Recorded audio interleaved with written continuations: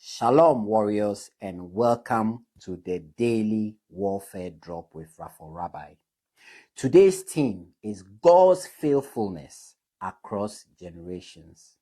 And scriptures are coming to you from Genesis chapter 47 to 48. Today's reading shows us something powerful about God's nature.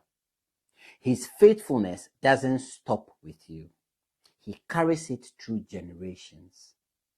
In Genesis 47, Jacob is old and frail. He is living inside the fulfillment of a promise. A famine rages. Nations are collapsing. Yet Joseph, once betrayed and abandoned, is now the one preserving his entire family. I have seen this dynamic in warfare. What looks like defeat on the front line often becomes the setup for a strategic victory. Spiritually, Joseph's suffering was the pathway to his family's survival. What the enemy planned for destruction, God turned into preservation. Then, in Genesis 48, Jacob blesses Ephraim and Manasseh, but he crosses his hands, giving the greater blessing to the younger son.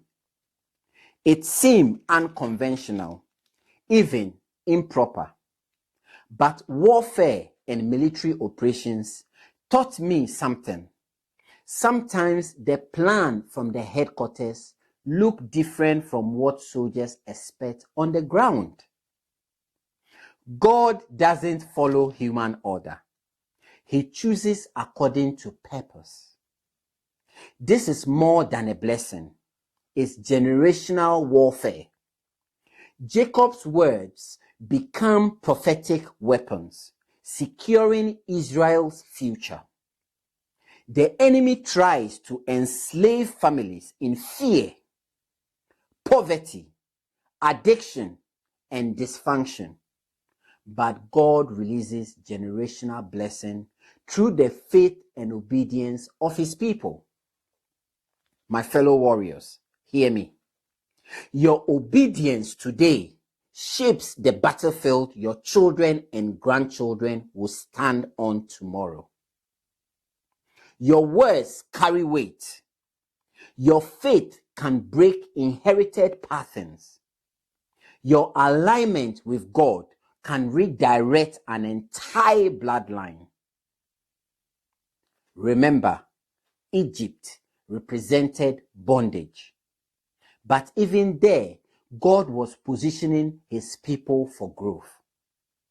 Faithfulness in famine led to abundance in the next generation. Stand firm. Your legacy is part of God's strategy. My fellow warriors, we shall meet on the battlefield tomorrow. Shalom.